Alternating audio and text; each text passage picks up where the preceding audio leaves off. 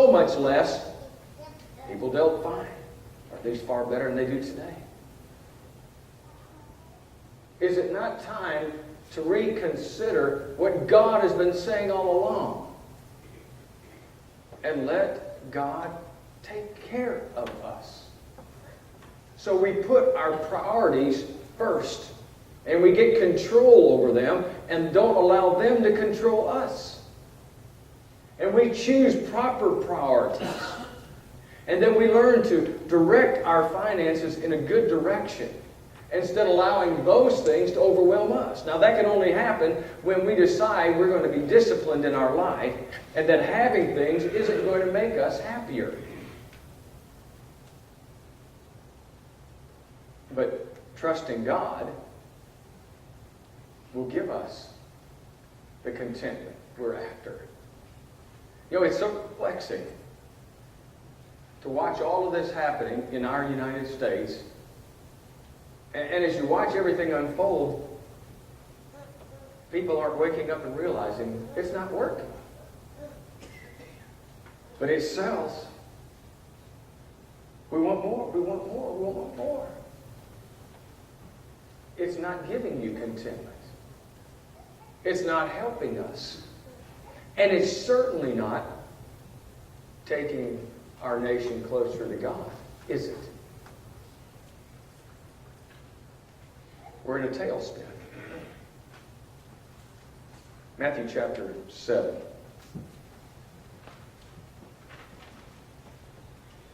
Still in the Sermon on the Mount, as we read it in chapter 6. Jesus makes some comments here. They're extremely important for us. Verse 24. Therefore, whoever hears these sayings of mine.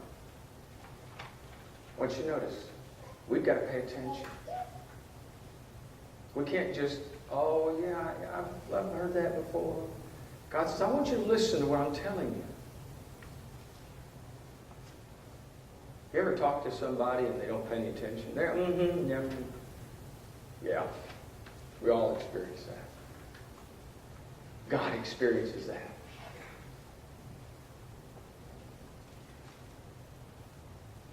Whoever hears these words of mine and does them, I'm going to liken him to the wise man who built his house on the rock.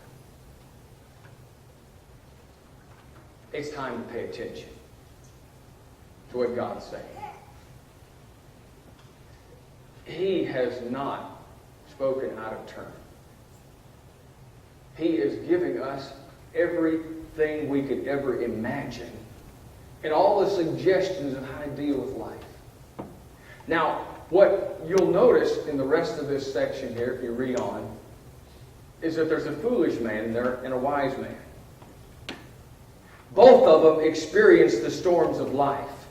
Both of them have floods coming in. Both of them are listening to God. But one of them builds on Jesus, the rock, and the other does not. The point is, listen, God says, and build your life in the right direction. There's stability and fulfillment and contentment, and especially the spiritual side, for those that will listen to what I'm saying. And so with that, Jesus wraps up his Sermon on the Mount. Did it sink in? Not for everyone. But we need to be wise and understand that God takes care of us. We just need to put him first. And make sure we got control on these finances. And then in this whole process, just make sure again that he's going to lead us. He never, ever will forget you. Just won't happen. There are going to be days you feel like that. Days where the storms hit. But he's not left you. He's not abandoned you. He never will. Trust him. Trust him. So look at your life tonight, or this morning. And just see where you're at. Just put on the balance. How much am I trusting? Do I need to make a recommitment in life? Do I need to start afresh? Have I just messed up? Maybe so. Maybe you just need to go back to your home and say, God, I've really not been going direction. I'm not going the right direction, and I need to get priorities right. And between you and God, you settle those things. And maybe there's somebody here this morning that's just needing prayers in the church. Feeling weak, being drug out, and just not sure where to go. We've got people that are willing to pray for you, help you, encourage you, do whatever you need.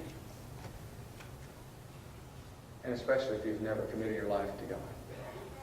And buried with Christ in baptism. Start with that priority and give yourself to God. We're going to sing a song. As we're singing the song, think about your life. And think about your soul. And think about where you're going and where you need to be. And if your life isn't right with God, then come down front while we stand and sing.